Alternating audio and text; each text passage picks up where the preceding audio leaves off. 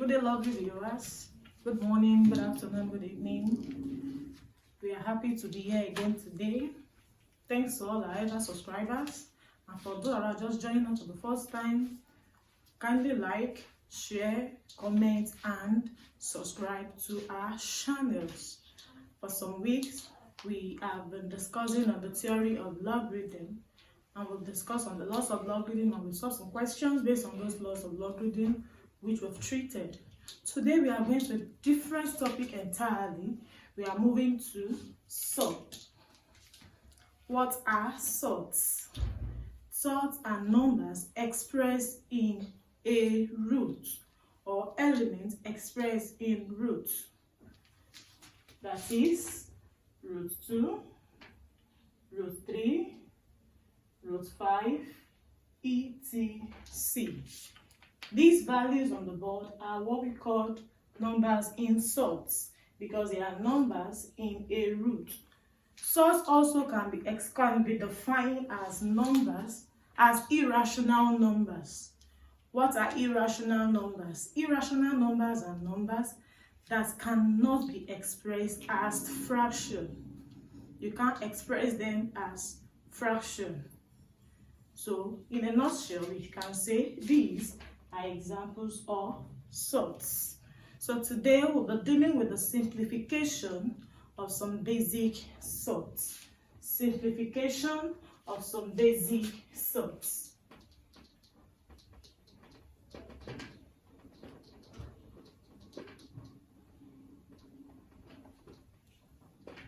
We want to simplify some surds. Simplify the following. Number 1, we have root 50. Number 2, we have root 72. Number 3, we have root 75. Let's start with those three first. Solution. Taking the first number, root 50. When we have root 50, if we want to simplify this, we need to look for two numbers such that one of the numbers must be a perfect square and the other number can be an ordinary number. What do we call a perfect square? Any number that when you find the square root, it gives you an exact value without remainder. Then we call them a perfect square. Example of a perfect square number is 4. Also we have 9. Also we have 16, 25, 36, we have 49, we have 64, we have 81, we have 100, and so on and so forth. Because these numbers I mentioned, when we find the square root, it gives us an exact value. Square root of 4 will give us what? 2. That is why we said 4 is the perfect square. Now for 50 now, we have to look for a number which is a perfect square number first.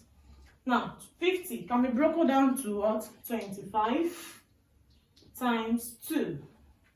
If you look at those two numbers, 25 is a perfect square number, and I said one of the numbers must be a what? Perfect square number.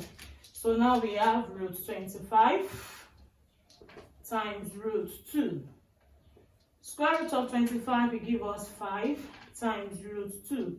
So therefore, our answer is 5 root 2.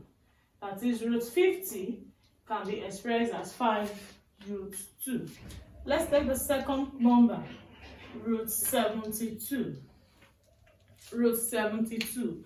I need a perfect square number also. So from here, I can have 36 times 2. 36 times 2 will give us 72. So I have root 36 times root 2. Root 36 will give us 6 times root 2. And therefore our answer is 6 root 2. Are we still together? The third question on the board is root 75.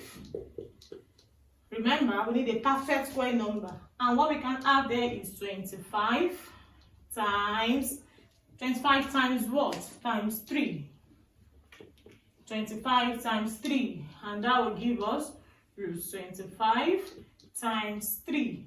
So which will also give us 5 root 3. So we've simplified the following numbers to some limited numbers. So we've come to the end of today's class on simplification of surds. Don't forget to like, to share, and to comment to our channel. Thank you. Bye.